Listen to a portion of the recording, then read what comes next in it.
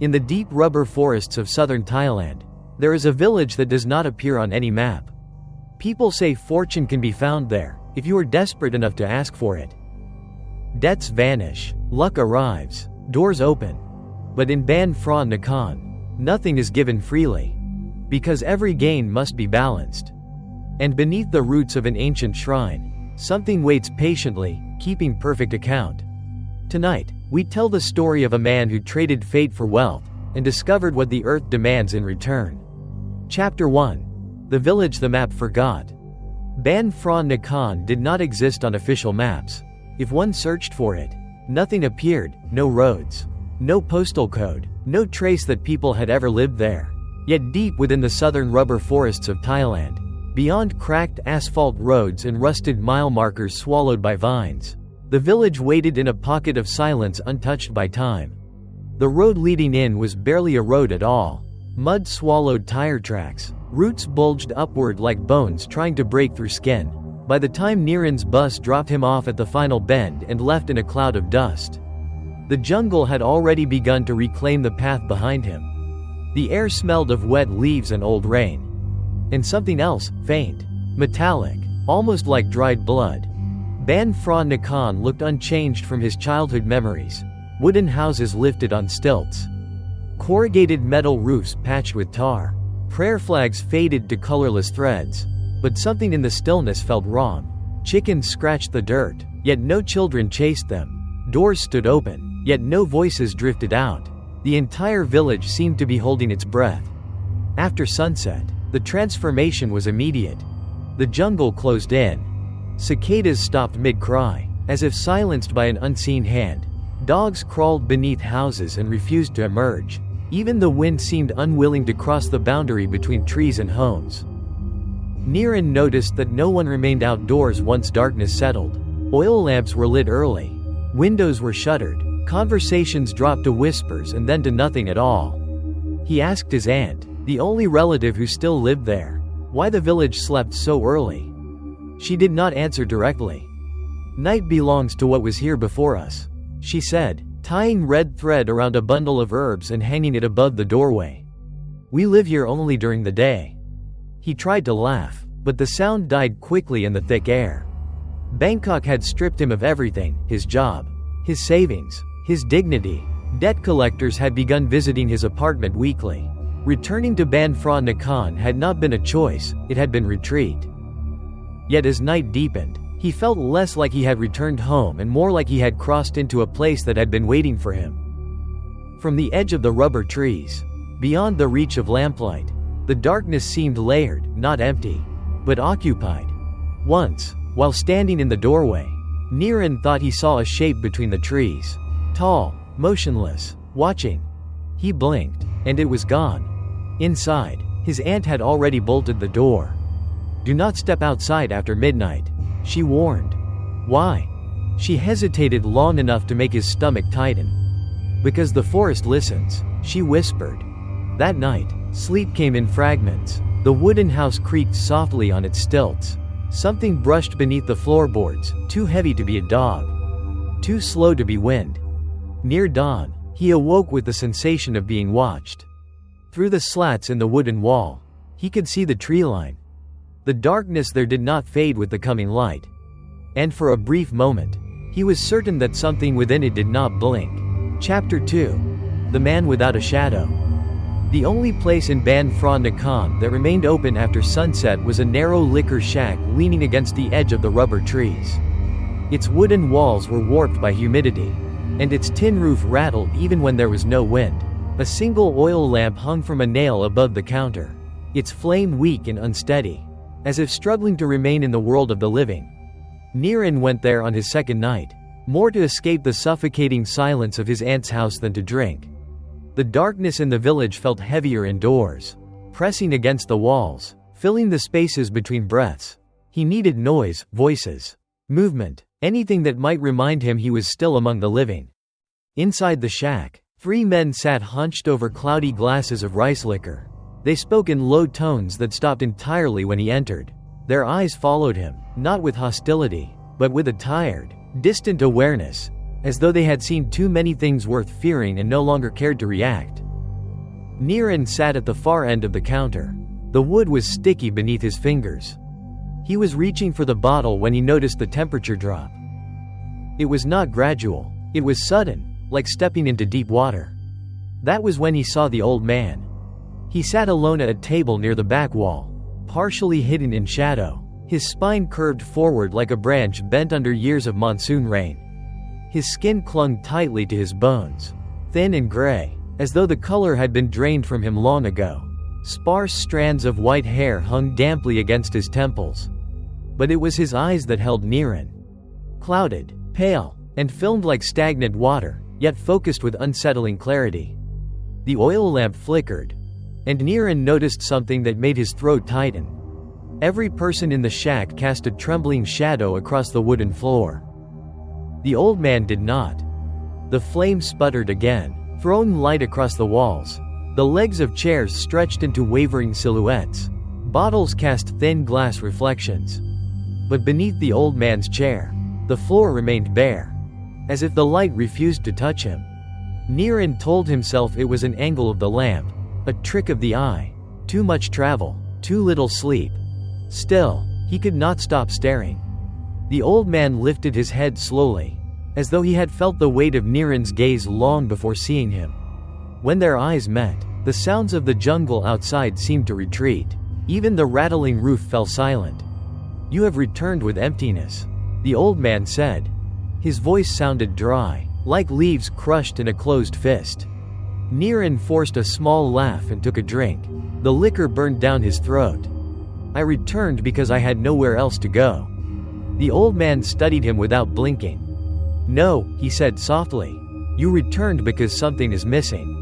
Niren felt irritation rise, mingled with unease. "What I'm missing is money," he replied. "That's all." The old man leaned forward slightly. The lamp flame stretched thin, as if pulled toward him. The smell of damp soil drifted across the room. "Money," the old man whispered, "is never alone." Niren set his glass down harder than intended. "I don't care about philosophy. I care about paying my debts." At this, the old man's lips twitched into something resembling a smile. His gums were dark, almost black, as if stained by years of betel nut or something older. "Debts," he murmured. "Yes, the world feeds on them." Outside, something scraped slowly along the wooden wall of the shack. None of the other men reacted. Niren's shoulders stiffened. What was that? The old man did not turn his head. "The forest," he said. "It listens when hunger speaks." Silence settled again, thicker than before. The lamp flame guttered. For a moment, Niren thought he saw movement behind the old man, a shape shifting within the darkness near the back wall. Something tall, thin, and indistinct, like smoke trying to remember a human form. He blinked, and it was gone. When he looked back, the old man was still watching him. "Tell me," the old man said quietly, "if you could exchange a small piece of your life for freedom, would you hesitate?" Niren swallowed. The liquor no longer warmed him. Somewhere outside, in the unseen depths of the rubber trees, a branch snapped. The old man's eyes did not leave his. And for reasons he could not explain, Niren felt as though he had already answered the question. Like and subscribe to Whispering Dark Tales for more chilling ghost stories. Chapter 3: The Forbidden Offer. Niren tried to convince himself the encounter in the liquor shack meant nothing. Old men in forgotten villages spoke in riddles. Poverty made people superstitious. The oppressive silence of Ban Phra Nakhon was enough to distort anyone's thoughts. Yet the next night, he found himself walking the same narrow path toward the shack, guided by a restlessness he could neither name nor resist. The jungle pressed close on both sides of the path. Rubber trees stood in rigid rows like silent witnesses, their pale trunks catching the faint moonlight. Between them, darkness gathered in thick pools that seemed deeper than shadow alone. The shack's oil lamp was already burning when he arrived. The same men sat in the same seats. And the old man was waiting. This time, Niren noticed the smell before anything else: damp earth, burnt resin, and something faintly sweet beneath it, like flowers left too long on a grave. The old man gestured to the chair across from him. "You came," he said, as if confirming an outcome already decided. I came for answers, Niran replied, though he wasn't sure that was true. The old man's pale eyes lingered on him. Answers are expensive, he murmured, but desperation pays well. The lamp flickered. Shadows wavered across the walls, except beneath the old man, where the floor remained bare. After a long silence, the old man reached into the fold of his shirt and withdrew a small cloth bundle tied with faded red thread. He placed it carefully on the table between them but did not open it. This village was not always poor, he said. Fortune once flowed through it like water. Niran leaned forward despite himself. What happened? Balance, the old man replied. Fortune never stays where it is not fed. Outside, the jungle exhaled a slow, whispering breath. The old man's fingers rested lightly on the bundle. There is a rite, he said at last, older than the temples, older than the kings, older than the forest that surrounds us. Niran felt the air grow heavier. It is called trading fate. The words seemed to settle into the wood between them. Those who perform it, the old man continued, receive wealth, opportunity, protection from misfortune, doors open, luck bends, debts vanish. Niran's heart began to pound.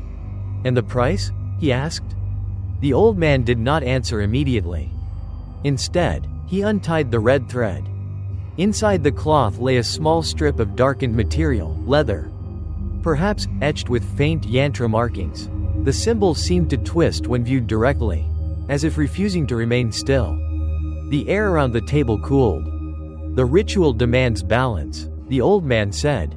A life for prosperity. Niran's mouth went dry. You mean, sacrifice? The old man's gaze sharpened. No. The lamp flame stretched thin, nearly extinguishing before flaring again. The ritual chooses what is owed. A slow chill spread through Niran's chest. Whose life is taken? He asked. The old man's lips curved faintly. It never takes, he said. It collects. From somewhere outside came the soft sound of soil shifting. Niran glanced toward the door. The men at the counter remained motionless, as if carved from wood. He turned back. And if someone refuses to pay? He asked. The old man retied the bundle with deliberate care. Then the debt grows, he said softly. Silence pressed in around them. Niran became aware of a faint sound beneath the floorboards, a slow dragging. As though something heavy moved just below the wooden planks. The old man leaned closer. The smell of damp earth thickened. You carry great hunger, he whispered. Hunger invites attention. Niran felt a pulse of anger, born from months of humiliation and fear. I need money, he said, that's all. I'm not afraid of stories. The old man studied him for a long moment. Then he nodded once, as though a decision had been confirmed. No one who comes to me is afraid, he said, not at first. He slid the bundle across the table. The red thread brushed Niran's fingers. It felt warm. Outside, the jungle fell abruptly silent. Tomorrow night, the old man said, if you wish to change your fate, meet me at the edge of the forest. Niran stared at the bundle. His pulse thundered in his ears. When he looked up again, the old man had not moved. But for a fraction of a second, Niran thought he saw something behind him, a faint outline standing within the darkness of the wall. Tall and unmoving, like a figure waiting its turn. He blinked. Nothing remained. When Niran finally left the shack, the night air felt colder than before. Halfway back to his aunt's house, he realized he was still holding the bundle. He did not remember picking it up. Behind him, somewhere beyond the reach of moonlight, the forest floor shifted with a slow, patient sound, as if something beneath the earth had turned to face him. Chapter 4. The Shrine Beneath the Roots. They left before dawn. Kru Thanam did not knock or call out. Niran awoke to the faint sound of something tapping against the wooden wall beside his bed, not a knock, but a slow, deliberate brushing, like fingernails dragged across old timber. When he opened the door, the old man stood outside in the pre-dawn dark, unmoving, as if he had been waiting there for hours. No greeting was exchanged. They began walking toward the forest. Mist lay low across the ground, coiling around their ankles as they moved. The rubber trees stood in rigid rows. their pale trunks glowing faintly in the dim blue light before sunrise. Each step deeper into the jungle seemed to muffle the world behind them. The village sounds faded first, then the insects, then even the whisper of wind. Only their footsteps remained. And beneath them, a faint softness in the soil, as if the earth had been recently disturbed. Niran tried to focus on the path, but the jungle felt wrong. The trees leaned inward at unnatural angles. Dark sap streaked their bark like dried tears. The air grew heavier with each step, warm and wet, filling his lungs with the scent of decay and rain-soaked leaves. After nearly an hour, Phra Nakhon stopped without warning. At first Niran saw nothing but tangled roots and dense undergrowth. Then the shape revealed itself. Half swallowed by the roots of an immense banyan tree stood a crumbling shrine. Stone walls, cracked and tilted, were wrapped in faded red cloth strips bleached pale by sun and years of rain. Ancient yantra symbols were painted across the surface in flaking black ink, their geometric lines distorted and warped by time. The cloth strips stirred gently. There was no wind. Niran felt a tightening in his chest. The air here smelled different, metallic, damp, and faintly sweet, like offerings left too long to rot. Phra Nakhon stepped forward and bowed his head slightly. "You must not speak loudly here," he said. "It listens." The jungle around them remained silent.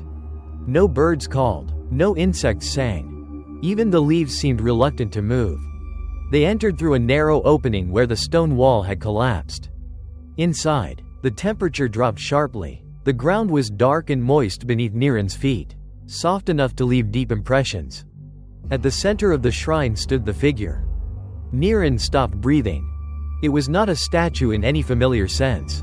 Roughly human in shape, it stood chest high, carved from black stone that gleamed as if coated in oil. The surface reflected the dim light in wet highlights, like flesh stretched too tight over muscle. Where a face should have been, there was nothing. No eyes, no mouth, no nose. Only a smooth, featureless plane that seemed to absorb attention rather than reflect it. Flies hovered in the air above it, yet none landed. The soil around the base was darker than the rest of the ground. Thick, damp, almost sticky. Niran felt an urge to step back, to leave immediately, to put as much distance between himself and the shrine as possible. His instincts screamed that this place was not abandoned. It was occupied. Phra Nakhon unwrapped the cloth bundle and placed it carefully at the statue's base. "You feel it," he said quietly, not as a question. Niran swallowed. "What is it?" The old man's eyes remained fixed on the faceless surface. "A vessel," he replied, "a mouth without shape, a door without hinges." The air seemed to pulse faintly, as if the shrine itself were breathing. Niran noticed shallow grooves carved into the stone floor around the figure, channels leading outward like veins. Dark residue stained their edges. He forced himself to look away, but the longer he stood there, the more he felt a pressure building behind his ears, like the deep hum before a storm. "Why does it have no face?" he asked. Phra Nakhon answered without hesitation. "So it may wear any." A faint sound rose beneath the soil. Not movement. Not quite. More like a slow shifting, as if weight pressed upward from below. Niran's pulse hammered in his throat. The red cloth strips hanging from the banyan roots began to tremble. Still, the air did not move. Phra Nakhon turned to him at last. "Tomorrow night," he said, "when the moon is full, you will stand here." His pale eyes searched Niran's face. "And you will decide what your life is worth." A drop of moisture slid from one of the roots above and struck the stone surface. The sound echoed softly through the shrine. Niran realized his hands were shaking. As they left the clearing, he glanced back once more. The faceless figure seemed unchanged. Yet for a fleeting instant, he felt certain it was no longer facing the same direction. Like and subscribe to Whispering Dark Tales for more chilling ghost stories. Chapter 5. Those who became prosperous. When Niran returned from the forest, the village felt subtly altered, not visibly different, yet charged with a quiet tension he had not noticed before. It was as though something had shifted beneath the surface, like water darkening before a storm. He began to see what had always been there. the rice merchant near the well, once known for extending credit to struggling families, now parked a gleaming pickup truck beside his shop. Its chrome reflected the sun in harsh flashes that hurt the eyes. Yet the shop itself remained dim, its shelves sparsely stocked, as if prosperity had no interest in comfort. Across the dirt road stood a concrete house that had not existed during Niren's childhood. 2 stories high, painted a sterile white, it loomed over the neighboring wooden homes like an intruder. A satellite dish perched on its roof, angled toward a sky that rarely carried signal. An elderly widow lived there now. She had once slept beneath a leaking tin roof. No one could explain her sudden wealth. When Niren greeted her, she nodded politely but did not raise her eyes. Her voice emerged thin and distant, as though traveling from somewhere far behind her lips. Her doorway was marked with a small bundle of red cloth tied in tight knots. It swayed gently. There was no wind.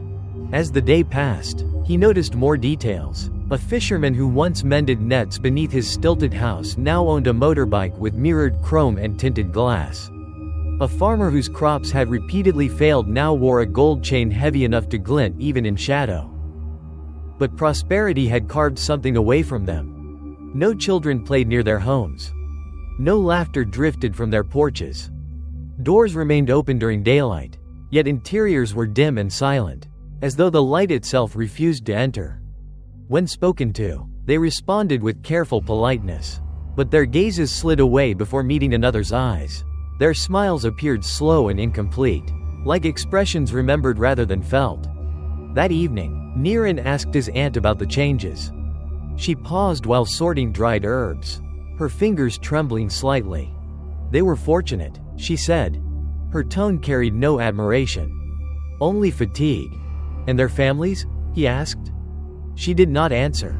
Instead, she tied red thread around the herbs and hung them above the doorway. The thread formed tight knots, each loop deliberate. When night fell, the village grew unnaturally still. Niren sat near the window, watching the houses of the Prosperous. Lights flickered inside long after oil lamps should have burned out. Pale illumination pulsed behind curtains and cracks in wooden walls, not steady like flame, but faintly rhythmic, as though responding to breath. Once, he saw the rice merchant standing motionless in his doorway, staring into the darkness beyond the road. He remained there for several minutes without shifting his weight, without blinking, without acknowledging the mosquitoes gathering at his neck. Later, as Niren prepared to sleep, he noticed another detail that tightened his chest. Every wealthy household displayed the same red cloth bundle above their door, each tied with multiple knots, each stained darker at its center. Near midnight, a faint sound drifted through the village. Not wind, not animals.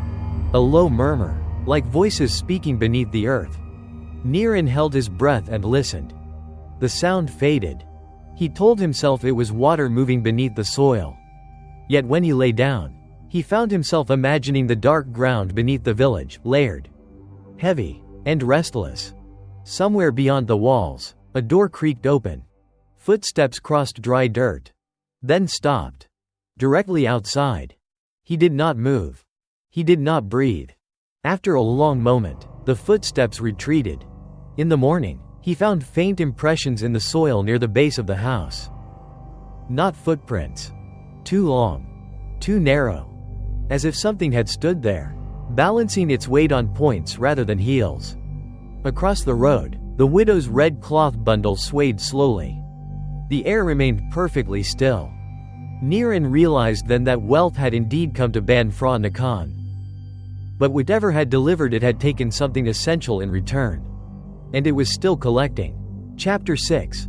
The Night of Preparation. Kru Thanam arrived just before sunset. Niren did not hear footsteps approaching. He only sensed a presence beyond the doorway, a stillness so complete that the sounds of evening insects seemed to bend around it. When he opened the door, the old man stood there with the same patient posture, as though time had paused for him alone. The sky behind him glowed dull orange, the last light draining into the rubber trees. Without greeting, Kru Thanam extended a bundle wrapped in yellow cloth. "Tonight you prepare," he said. Niren hesitated before accepting it. The cloth felt warm, as if it had been held close to a body for a long time. Inside were 3 objects. A small knife with a handle carved from bone, its blade darkened by stains that polishing had never removed. A pouch of soil tied with twine, damp, cold, and faintly sour in smell. A length of red thread stiffened with something that had once been liquid. Niran looked up. "What do I do with these?"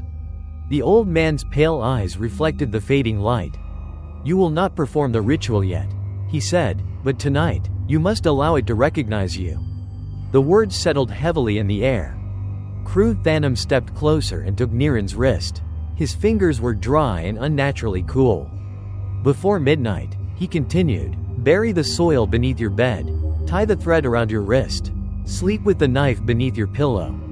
Niran felt a tightening in his throat. "Why?" "So the boundary thins," the old man replied. A silence followed. Then, more softly, "It must know your breath." The jungle behind him exhaled a slow, humid wind. When Niran looked again, the old man had already turned away, disappearing into the dimming light between the trees with a quietness that seemed impossible for someone of his age. The preparations. Darkness arrived quickly. Inside the house, the air felt thicker than usual, pressing against the walls like damp cloth. Niran waited until his aunt had retired to her room before untying the pouch of soil. The smell struck him immediately, wet earth mixed with something faintly sweet and rotten. Grave soil, he realized. His hands trembled as he dug beneath the wooden floorboards using a kitchen spoon. The earth beneath the house was softer than expected, as though recently disturbed. When he poured the soil into the hollow and covered it again, the ground felt warmer than the surrounding dirt. He told himself it was his imagination. The red thread tightened around his wrist like a pulse. Though it appeared dry, it left a faint dark smudge against his skin. The knife lay beneath his pillow, its weight strangely reassuring. Outside, the village settled into its nightly silence. Then the silence deepened. The dreaming. Sleep did not come naturally. It crept in fragments, pulling him under in shallow waves.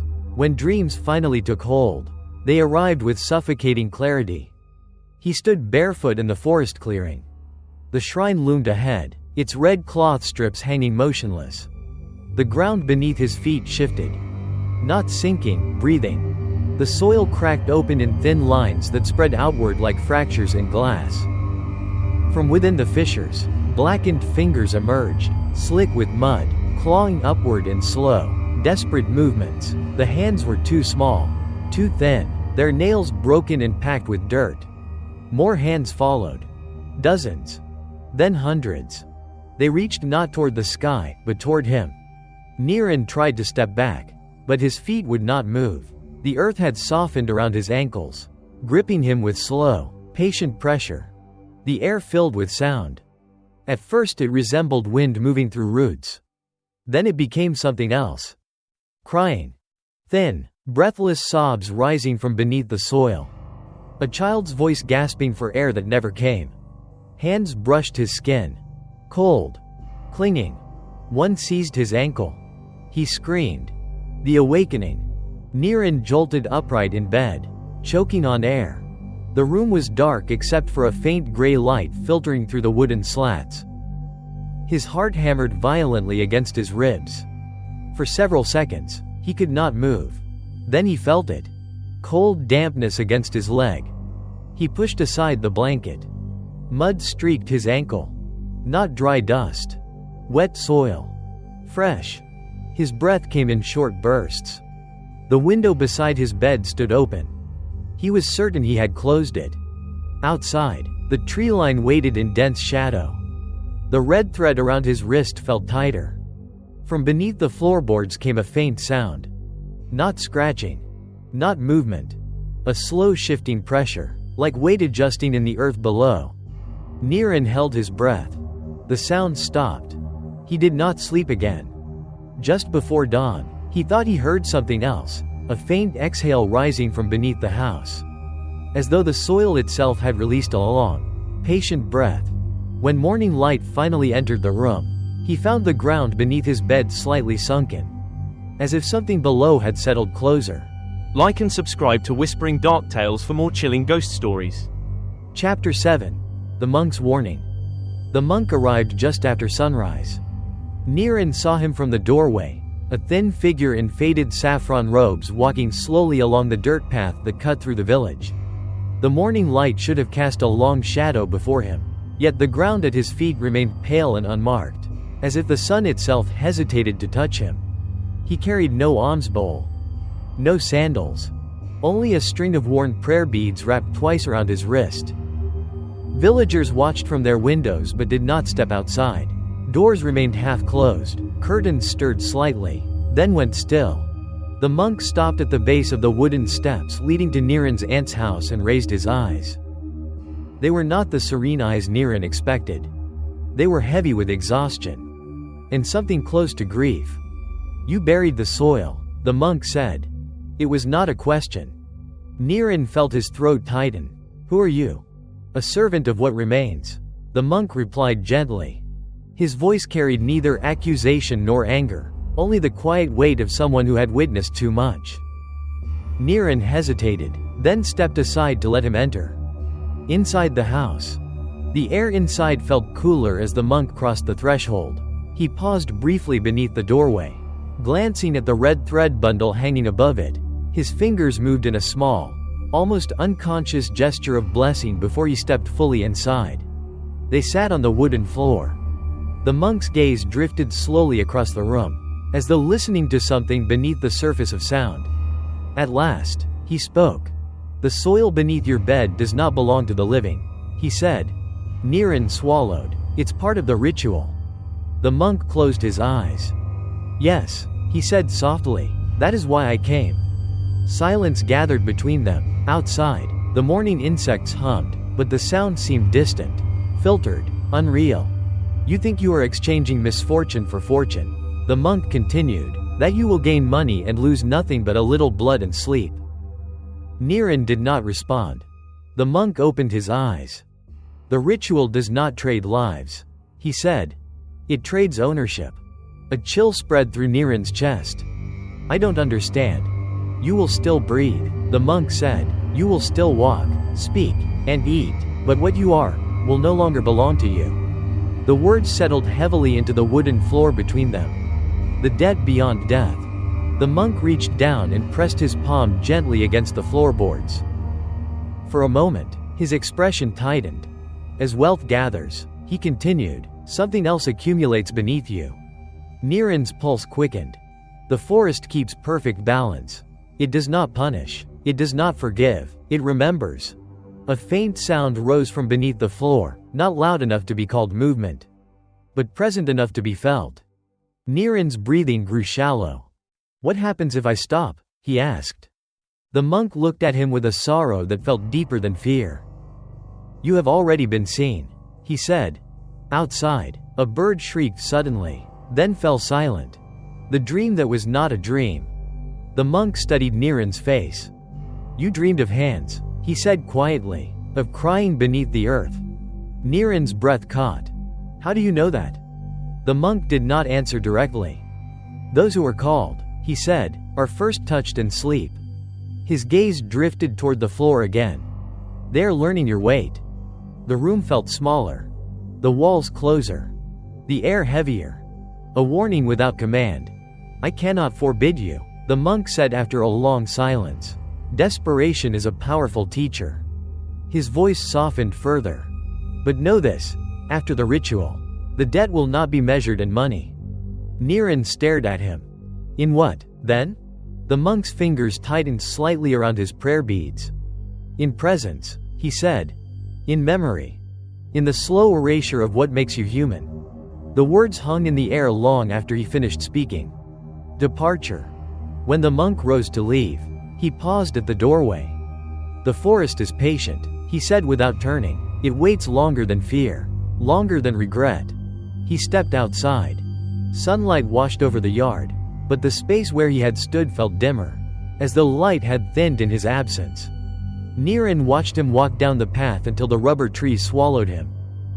No birds sang. No leaves stirred. Only after he disappeared did the sounds of the village slowly return. The weight of being seen.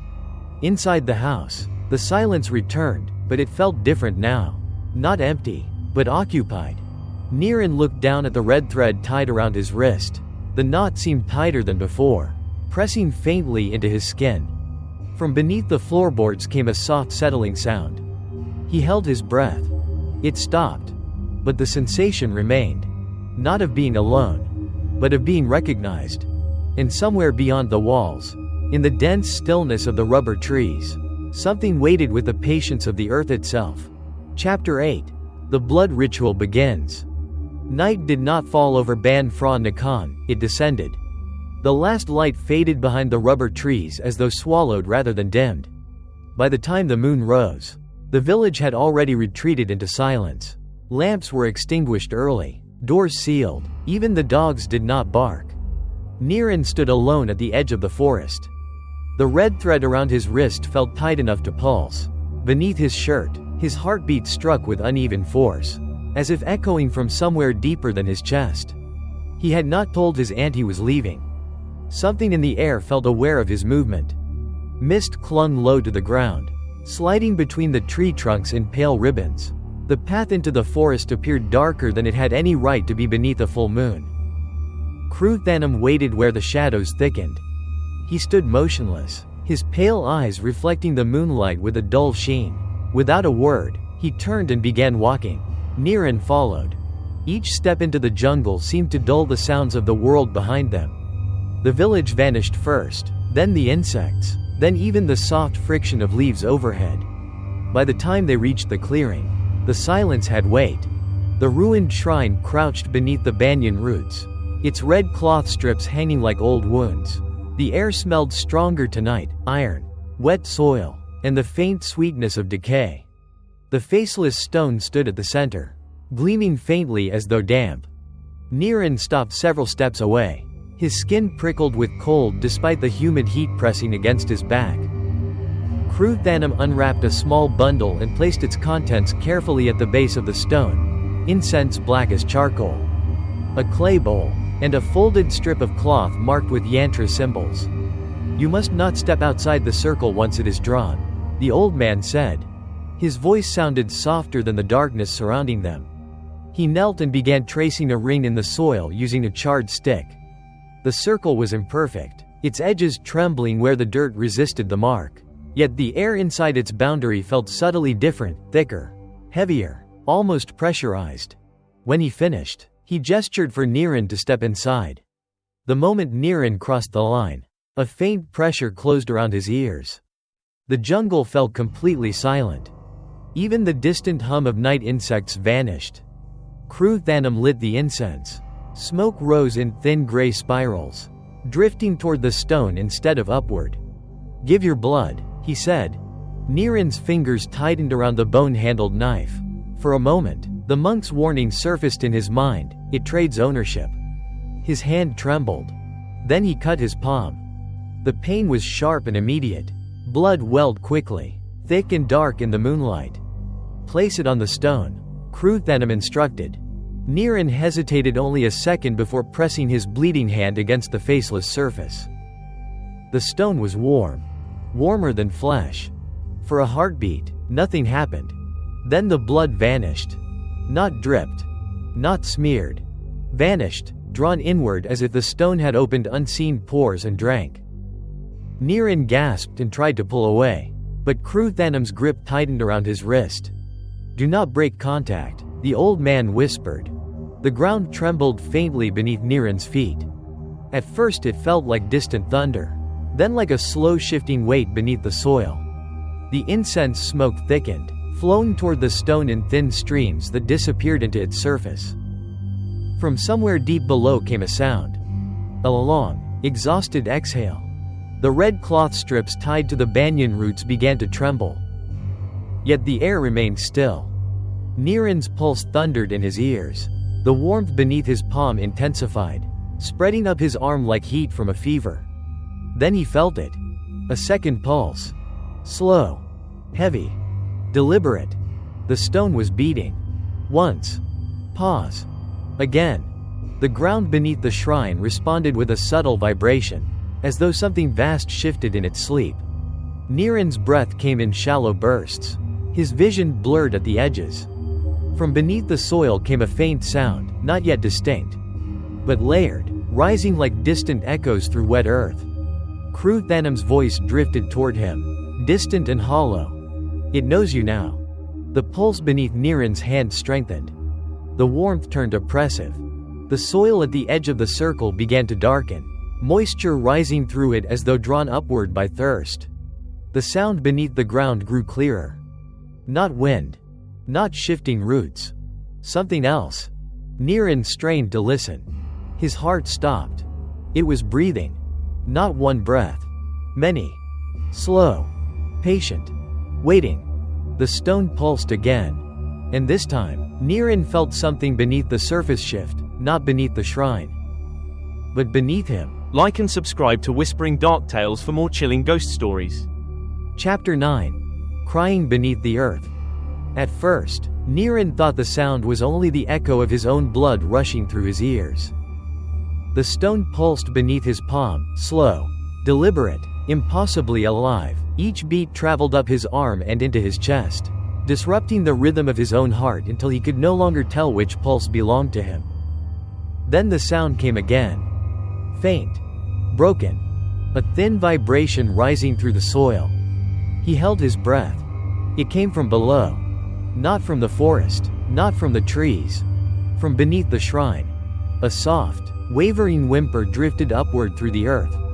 Niren's fingers spasmed against the stone. The sound grew clearer.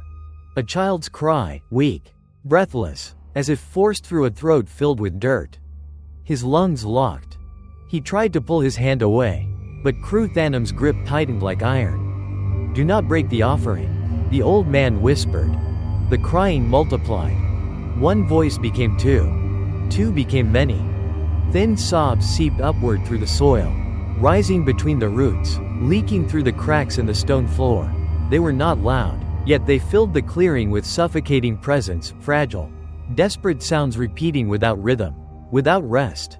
Niren's vision blurred. What is that?" he choked. Kru Thanam did not look at him. "They are the unfinished," he said quietly. The ground trembled again. Not violently, but with slow, shifting pressure, as though something deep below had turned in its sleep. The soil at the edge of the ritual circle darkened further, moisture rising to the surface in irregular patches. The damp earth released a sour, suffocating odor, rot, iron, and the sweetness of decay long sealed from air. The crying changed. It was no longer only weeping. There were breaths between the sobs now. Struggling breaths. Tiny gasps clawing for air that never came. Niren's chest tightened in instinctive sympathy. His lungs burned as though he were breathing the same suffocating soil. The stone beneath his hand pulsed harder. Once. Pause. Twice. The rhythm quickened. With each beat, the cries grew closer. Not louder. Closer. As though the distance between the surface and whatever lay beneath it was thinning. The red cloth strips tied to the banyan roots began to sway more violently, their faded ends brushing against one another with dry, whispering friction. Still, the air did not move. Something brushed Niren's bare ankle. He gasped and looked down. The soil inside the circle bulged slightly, rising and settling in slow, uneven breaths. The ground appeared soft, almost fluid, as if the boundary between earth and flesh had begun to blur. Another cry rose beneath his feet. This one closer than the others. So close he could feel its vibration through his bones. "Please," he thought he heard. The voice was faint, more sensation than sound, a pressure against the inner surface of his skull. His pulse thundered. "They're alive," he whispered hoarsely. Kru Thanam's voice came low and steady. They were never given breath. The soil shifted again. This time, something pushed upward from beneath. Not breaking through. Pressing. Testing. A small mound rose near the edge of the circle, then sank back slowly, leaving a shallow depression filled with dark moisture. The crying surged, overlapping in fragile waves. Niren's knees trembled. The warmth from the stone climbed higher up his arm, reaching his shoulder, spreading across his chest like fever. He could feel the second pulse clearly now. Not the stone. Not his heart. Something beneath the ground was beating in answer. The incense smoke thickened, drawn downward in thin strands that vanished into the soil. The cries faltered. For one terrible moment, the clearing fell silent. Then all the voices inhaled at once. A collective, desperate gasp rising from beneath the earth. Niran screamed. The ground beneath him shifted sharply, as if something enormous had repositioned itself below. The stone's pulse thundered. The soil bulged again. And from the darkness beneath the shrine came a new sound. Not crying. Not breathing. But the slow, deliberate movement of many small hands pressing upward through the weight of the world. Chapter 10. The voice that knew his name. The cries beneath the earth did not stop. They changed. What had begun as thin, desperate sobbing now wavered into something strained and rhythmic, breath struggling through unseen throats. Gasping in shallow bursts that rose through the soil and pressed against Niran's bones. The stone beneath his hand pulsed faster. Its rhythm no longer slow and distant, but urgent, insistent, as though answering a summons older than memory.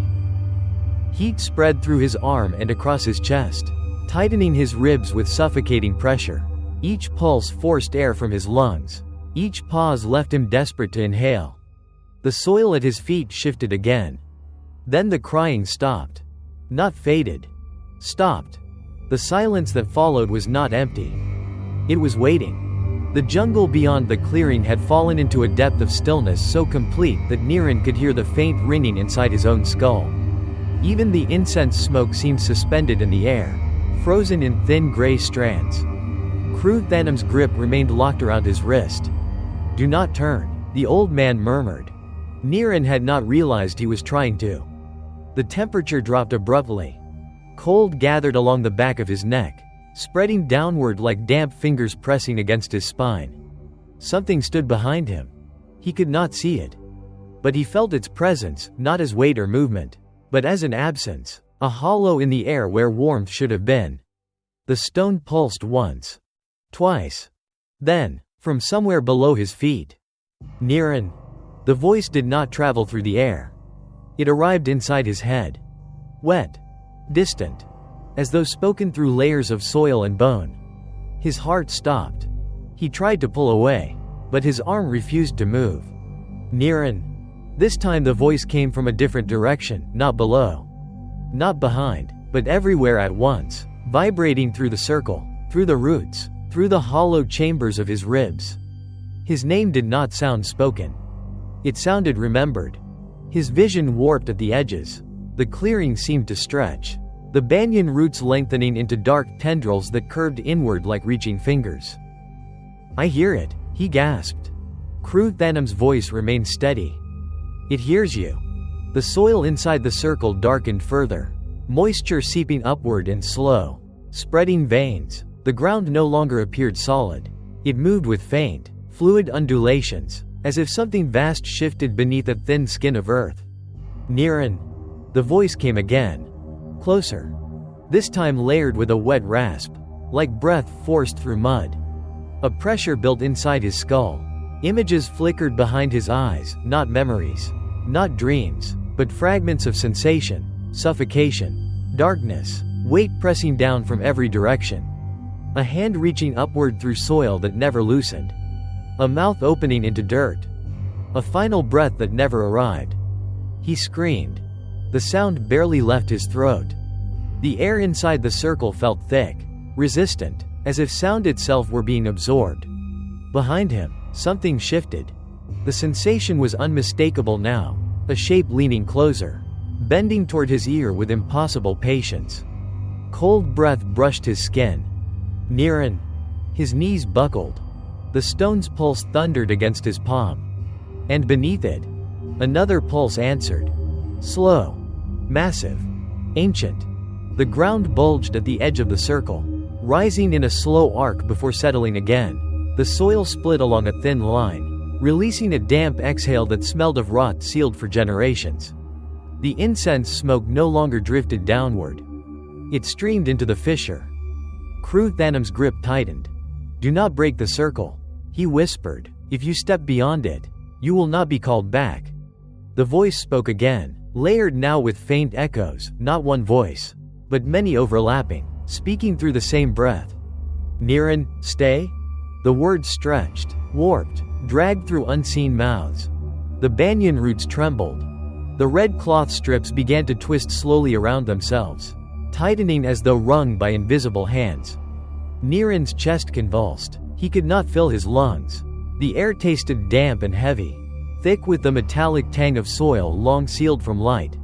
His fingers spasmed against the stone. The warmth beneath his palms surged, then cooled, then surged again, a rhythm not meant for human bodies. Something brushed his heel. Not soil. Not root. Fingers. Thin. Cold. Testing. He screamed again, and this time the sound fractured inside his own ears, splintering into a dozen thin echoes that did not belong to him. The voice whispered one last time, directly against the inside of his skull. "You were seen." The stone pulsed violently. The ground beneath him shifted. And far below, in the suffocating dark beneath the shrine, something immense turned fully toward him. Like and subscribe to Whispering Dark Tales for more chilling ghost stories. Chapter 11. What was taken? The stone's violent pulse did not stop, it receded. Like thunder rolling away across an unseen horizon. The pressure inside the circle loosened by degrees, as though an enormous weight had shifted elsewhere. The air grew breathable again, though each inhale still carried the damp metallic taste of soil long buried from light. Niran collapsed to his knees. His palms slid from the stone. Where his blood had been, the surface remained smooth and black, unmarked, as if it had consumed not only the offering but the evidence of it. The fissure in the soil sealed slowly, the earth drawing itself together with soft, wet sounds. The incense smoke thinned and drifted upward at last, dissolving into the heavy night air. For several long moments, neither man spoke. The jungle remained silent. Then, as if a distant switch had been turned, the night insects resumed their chorus. Leaves rustled faintly. A bird shifted in the canopy above. The world had returned, but something within it had moved. Kru Thanam released Niran's wrist. "It has begun," the old man said. His voice carried neither triumph nor warning, only quiet certainty. Niran tried to stand. His legs trembled violently beneath him, as if the ground still moved in slow tides. The red thread around his wrist felt tighter, pressing into his skin with a faint, persistent throb. "What happened?" he whispered. Kru Thanam gathered the ritual items without haste. "You were recognized," he replied. The answer settled heavily into Niran's chest. They left the clearing without looking back. Behind them, the shrine stood unchanged beneath the banyan roots. Yet as they reached the edge of the trees, Niran felt a pressure between his shoulder blades, the unmistakable sensation of being watched by something that did not require eyes. The return. By the time Niran reached his aunt's house, the eastern horizon had begun to pale. He washed his hands repeatedly, but the smell of damp iron lingered beneath his nails. Exhaustion dragged him into sleep without dreams. When he woke, sunlight filled the room. For a moment, everything felt normal. Then his phone rang. The sound seemed unnaturally loud in the quiet house. He stared at the screen. A number from Bangkok. His chest tightened as he answered. A man's voice spoke gently, cautiously, the tone reserved for delivering irreversible news. There had been an incident during the night. His outstanding debts had been cleared. Anonymous payment. Full settlement. No further action required. Niran sat in silence, the words echoing hollowly in his ears. Before he could respond, the caller continued. "There is another matter." A pause. His grip tightened around the phone. His mother had died in her sleep. No prior illness. No sign of distress. She had simply not awakened. Niran did not remember ending the call. The room seemed to tilt slightly, as though gravity had loosened its hold. Outside, the village moved through morning routines. Chickens scratched the dirt. A motorbike passed on the distant road.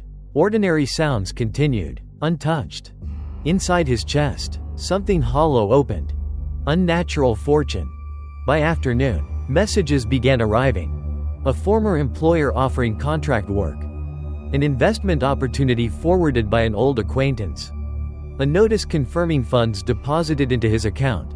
More money than he had ever possessed at one time. Each message arrived with quiet efficiency, as though guided by unseen hands. Opportunity unfolded with unnatural precision. Yet the house felt colder. Niran noticed the silence between sounds, small gaps where the air seemed to listen. He found himself glancing toward empty corners, certain something had moved just beyond his sight. That evening, he stepped outside. Across the road, the widow stood in her doorway, watching him. Her face revealed nothing. Above her door, the red cloth bundle swayed slowly. There was no wind. The absence. That night, Niran lay awake long after the village fell silent. Grief moved through him in slow waves, delayed and distant, as if the news of his mother's death had not yet fully reached the part of him capable of mourning. He stared into the darkness above his bed. The red thread around his wrist pulsed faintly. Somewhere beneath the house, the soil settled with a soft shifting sound. He held his breath. Silence returned. Yet he could not escape the feeling that something essential had been removed from the world, not torn away violently, but lifted with quiet inevitability. As if a balance had been corrected. Near midnight, he sensed it again. Not movement. Not sound. But presence. In the corner of the room, the darkness seemed thicker than shadow. It did not move. It did not breathe. But he knew, with a certainty deeper than reason, that he was no longer alone. Chapter 12. Prosperity and the Presence. Wealth arrived without effort. By the third day after the ritual, Niran's phone no longer fell silent. Messages stacked upon one another. Offers of partnership. Opportunities forwarded through distant acquaintances. Requests for consultation from people who had never before known his name. Numbers in his bank account multiplied with quiet precision. Each transfer confirmed by sterile notifications that glowed against the dim interior of his room. Luck did not come in dramatic bursts. It accumulated methodically, like water rising behind a sealed door. A contractor from Hat Yai offered him a position overseeing a new development project. An investor he had once failed to impress wired advance funds without negotiation. Even the small lottery ticket he had bought months earlier, forgotten in his wallet, turned out to be a minor winner. Each gain felt less like fortune and more like correction, as though the world were adjusting itself to accommodate him. Yet the house felt increasingly unfamiliar. Sound behaved differently. Conversations from neighboring homes arrived muted, as if filtered through layers of cloth. Footsteps on the dirt road stopped abruptly when he tried to locate them. Even the insects' nighttime chorus seemed to form a perimeter around the house rather than pass through it. The silence between sounds deepened. And within those silences, something listened. The watching corners. On the fourth night, Niran noticed the darkness in the corner near the wardrobe. It appeared thicker than shadow, not blacker, but denser, like smoke compressed into stillness. When he shifted his gaze directly toward it, the shape seemed ordinary. When he looked away, it gathered again at the edge of his vision. He told himself it was fatigue, grief, stress. But the sensation persisted, a quiet awareness radiating from that corner. Patient and unmoving. When he rose to turn on the light, the darkness dispersed into the ordinary geometry of the room. He did not sleep. A house that breathes. By the end of the week, prosperity had begun reshaping his future. Calls with Bangkok firms filled his afternoons. Figures discussed over the phone would once have seemed impossible. Now they were presented as inevitabilities. Yet the nights grew heavier. The wooden house, once familiar, emitted sounds he could not place. Soft creaks traveled beneath the floorboards, not in response to shifting weight but in slow, irregular patterns, like something adjusting its position below. Once, while lying awake, he heard a faint exhale beneath the bed. Not wind. Not settling wood. Breath. He lay frozen, counting seconds between the sounds. It did not repeat. Still, he did not move. The widow's house. Across the road, The widow's concrete house glowed faintly each night long after the village lamps burned out. The light behind her curtains pulsed irregularly, dimming and brightening in slow intervals that resembled breathing more than flame. One evening, Niran saw her standing outside beneath the red cloth bundle tied above her door. Her face was tilted upward, eyes fixed on the dark sky. She did not move for several minutes. Mosquitoes gathered along her arms and neck. She did not brush them away. When she finally lowered her gaze, her eyes passed over him without recognition, as though looking through glass. He raised a hand in greeting. She did not respond. Behind her, the bundle of red cloth twisted slowly on its string. The air remained still. Fortune without warmth. Money continued to arrive. Contracts signed themselves into existence. Delays dissolved. People who had once ignored his messages now responded within minutes, their tone warm and eager. Yet each success left behind a faint hollowness, like an echo arriving without its original sound. He tried to call his mother's number once, forgetting for a moment. The automated voice that answered felt unreal. He ended the call and sat in silence, unable to remember the last conversation they had shared. It felt distant, blunted, as if grief had been dulled before it could fully form. The realization unsettled him more than sorrow itself. The nearness.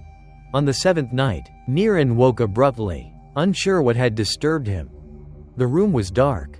The air felt thick, humid against his face. He did not move. He did not breathe. In the corner near the wardrobe, the darkness had gathered again. But this time it was closer. Not by distance alone. By presence.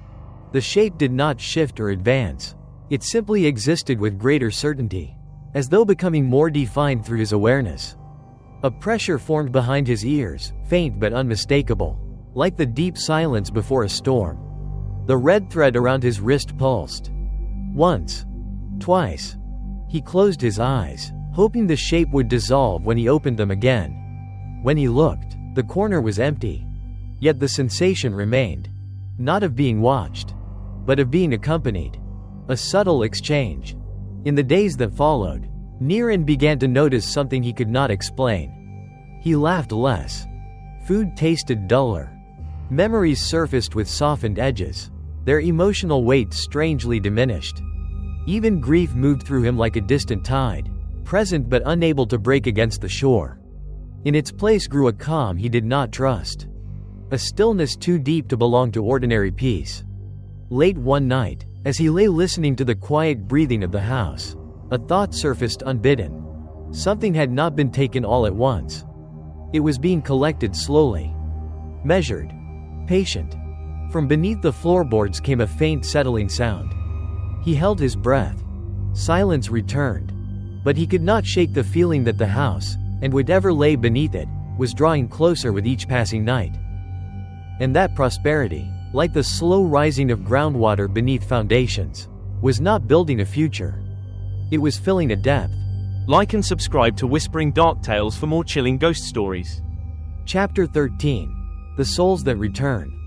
The first death was explained away. Somchai, the rice merchant, was found seated upright in a wooden chair near his doorway just after dawn. His eyes were open, his hands rested calmly on his knees. There were no signs of struggle, no wounds, no evidence of illness. Only his face told a different story. His mouth hung slightly open, as if he had attempted to speak and failed. The muscles around his eyes were tightened in an expression that did not resemble pain, but terror, raw and astonished, as though he had witnessed something that did not belong in the world of the living. The villagers murmured quietly. Old age, some said. The heart, said others. By midday, the body had been removed. By evening, no one spoke of it again. But that night, the village did not sleep easily. The second silence. 2 days later, the fisherman was found beside his motorbike. He lay on the packed dirt road, his body unmarked, his limbs arranged at unnatural angles, as though he had collapsed without warning and never attempted to break his fall. His eyes were open. His expression mirrored Somchai's. Shock, recognition, and a terror too profound to be named. The red cloth bundle above his door had fallen to the ground. The knots had loosened. No wind had blown. That evening, the insects' chorus began later than usual. The pattern emerges. Within the week, 3 more deaths followed. All were among those whose fortunes had risen inexplicably in recent years. All were found without injury. All bore the same frozen expression, a final moment of understanding etched into their faces. Doors were discovered open at odd hours.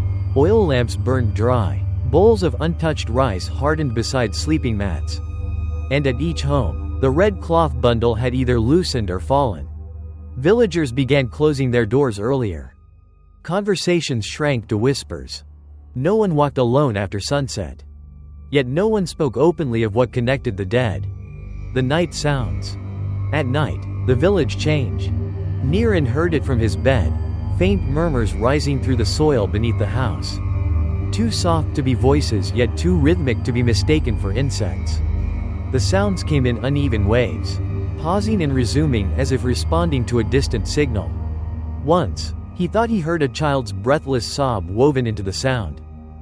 He pressed his pillow over his ears. The vibration remained.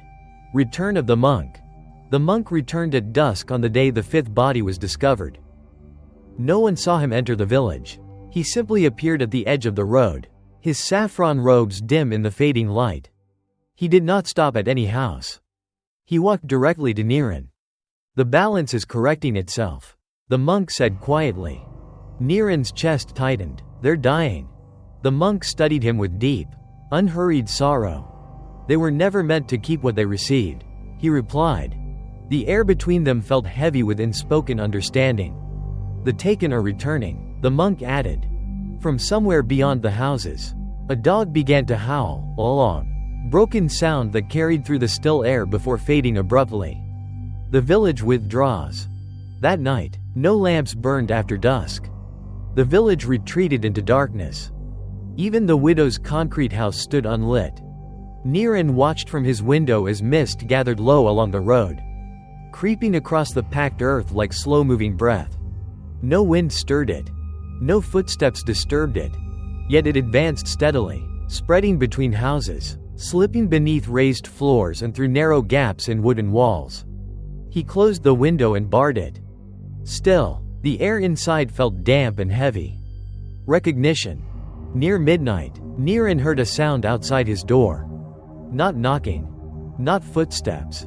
A slow brushing, as if something soft moved along the wood, searching for openings. He did not move. His pulse thundered in his ears. The sound traveled along the wall, paused beneath the window, then continued toward the back of the house. After several minutes, it faded. He remained still long after it was gone. From beneath the floorboards came a faint settling sound. Then silence. The weight of knowing. In the days that followed, no one spoke directly of the deaths. Yet the knowledge lived in every glance, every half-finished sentence, every door barred before nightfall. Prosperity had once marked those households as fortunate. Now it marked them as claimed. Niran began to notice how villagers avoided looking at the homes of the dead. Paths curved subtly away from those doorways. Even stray dogs skirted the thresholds, whining softly before retreating. The red cloth bundles, once tied above doorframes, lay dark and loosened on the ground like shed skins. That evening, as the sun bled slowly into the trees, Niran stood in the yard and felt the air grow heavy around him. Not oppressive. Measured. As if something unseen moved carefully through the village, checking, weighing, remembering. From deep beneath the soil came a faint vibration, not sound. Not movement, but the subtle tremor of something vast adjusting its position. Niran realized then that the ritual had not ended. It had only opened a ledger. And now, patiently and without malice, the balance was being restored.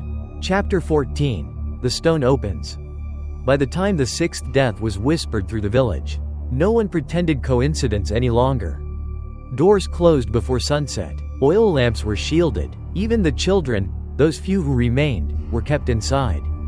Their laughter subdued into uneasy quiet. Ban Phra Nakhon felt less like a village than a place holding its breath. Niran could not ignore the pull any longer. The shrine waited in his thoughts like a wound that refused to close. Each night the presence in the corner of his room grew more certain. Less shadow than companion. Each day his fortunes increased while something within him thinned, not pain. Not grief, but an erosion of warmth he could not restore. On the 7th night after the ritual, he returned to the forest. The path that remembers. The jungle seemed to recognize him. Mist gathered low along the path, parting slowly as he walked, closing again behind him. The rubber trees stood rigid and silent, their pale trunks reflecting moonlight like bone. No insects sang. No leaves stirred.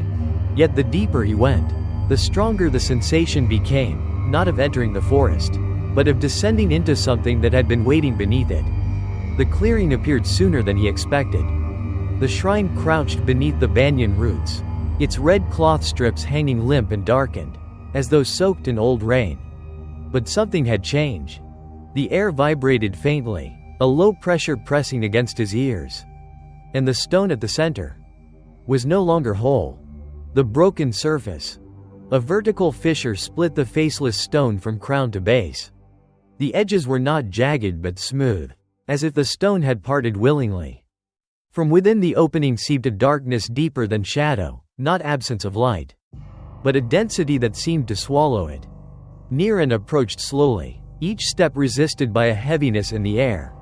The smell struck him first, damp soil, iron, and the faint sweetness of long-decayed offerings. Then he saw movement inside the fissure. At first he thought it was a trick of the darkness. Then shapes pressed forward. Human faces. Dozens of them. Flattened against the inner surface as though trapped beneath black glass. Eyes wide. Mouths open. Silent. They shifted slowly, emerging and receding like bodies moving beneath deep water. Some appeared old, others young, their features distorted by pressure and time. None blinked. Niran stumbled backward, breath tearing from his throat. The faces pressed closer. One twisted sideways, its mouth widening in a soundless scream. Another opened its eyes wider, as though recognizing him. The air inside the clearing thickened, pressing against his lungs. Then one face pushed forward more distinctly than the others. Its features sharpened. Its eyes widened. Its mouth trembled. Niran felt his knees weaken. The face was his own. The weight beneath the earth. The ground beneath his feet pulsed faintly. Not a tremor. A slow expansion and contraction, as though something vast breathed beneath layers of soil and root.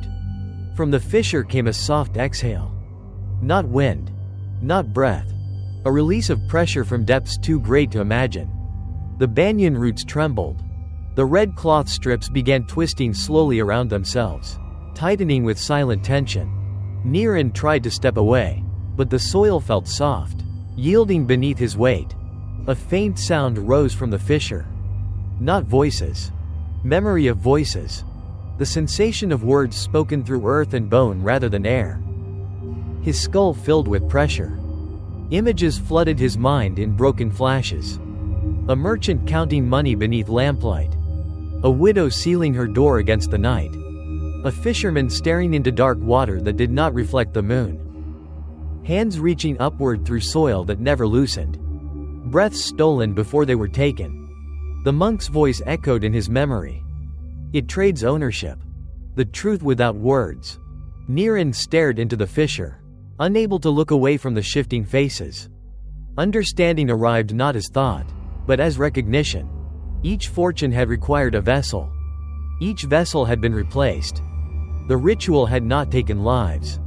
It had filled absences. Where breath had ended, presence had been reassigned. The faces inside the stone were not trapped. They were waiting. The ground pulsed again. The face resembling his own opened its mouth wider. Though no sound emerged, he felt the word inside his skull. Remain. The presence behind him. Cold gathered along the back of his neck. The sensation returned, the hollow absence of warmth behind him. He did not turn. He knew it stood there. Patient. Unhurried. Claiming. The air thickened until breathing felt like drawing water into his lungs. The fissure darkened further, swallowing the faint moonlight.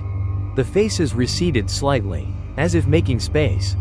For a moment, the clearing fell into absolute stillness.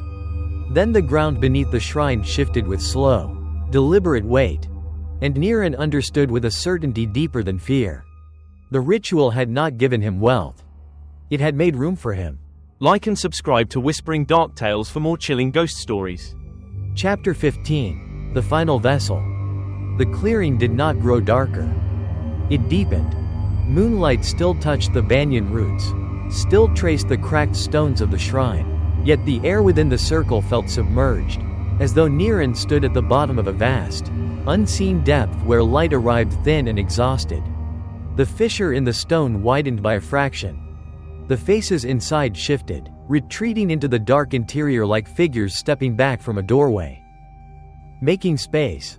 The ground beneath Niran's feet softened further. Moisture seeped upward through the soil, dampening the hems of his trousers. When he tried to step backward, the earth yielded without resistance, accepting his weight rather than supporting it. He understood then that resistance was no longer part of the exchange. Behind him, the presence remained. It did not touch him. It did not move. Yet its nearness pressed against his spine with quiet inevitability, like gravity drawing water downhill. The banyan roots trembled overhead. Red cloth strips twisted slowly, tightening upon themselves until the faded fibers creaked with strain. A low vibration traveled through the clearing, not sound, not tremor, but the shifting of immense weight beneath layered soil. The stone pulsed once. A second pulse answered from below. Niran's breath fractured in his throat. The fissure exhaled a slow current of air that smelled of damp earth sealed for generations. The darkness within seemed less like shadow and more like depth, a vertical descent into pressure and silence beyond measure. He tried to speak, but his voice dissolved before reaching his lips. The face within the stone that resembled his own moved closer to the opening. Its features were not distorted by terror like the others. They were calm, vacant, as though emptied of the burden of self. Understanding arrived without language. Each life altered the balance. Each vessel filled an absence. Each absence required form. The ritual did not take. It reassigned. The monk's voice echoed in memory.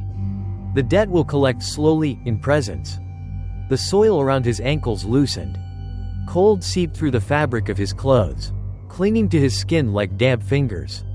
Behind him, the presence leaned closer. Not touching. Claiming. The pressure in the air thickened until each breath required effort. Moisture condensed along his lips. The taste of iron and deep earth filled his mouth. From beneath the shrine came the layered sensation of movement, not rising, but adjusting, as though something vast shifted to accommodate new weight. The faces within the stone receded farther. The interior darkened. Space opened. Niran felt the red thread around his wrist tighten sharply. For a moment, the knot burned hot against his skin, then cooled to a dull pressure that spread through his arm and into his chest. His heartbeat slowed, not weakening, synchronizing. The second pulse beneath the earth aligned with it. The presence behind him no longer felt separate. It felt adjacent. A place he had always occupied, now closing. The soil gave way. Not collapsing, receiving. Cold earth enveloped his feet, then his calves, then his knees. The sensation was neither violent nor hurried. It was patient, the way water rises around a submerged stone. His body did not struggle. Some distant part of him noted this absence of panic, this quiet surrender of resistance, as though the instinct to survive had been gently lifted away. The fissure widened. Darkness within deepened. The face that resembled his own withdrew into the interior and vanished among the others. Space waited. The ground accepted him to the waist, to the chest, to the shoulders. The presence behind him dissolved into the pressure surrounding him, no longer separate from the air he struggled to breathe. Above, the banyan roots trembled once more. The red cloth strips fell still. For a brief moment, the jungle beyond the clearing stirred, leaves whispering, insects resuming their chorus, the distant cry of a night bird crossing the unseen sky. The world continued. Niran's final breath left him in a thin stream that vanished into the damp air. The earth closed gently over his face. Silence settled. The fissure in the stone sealed with a soft, final sound.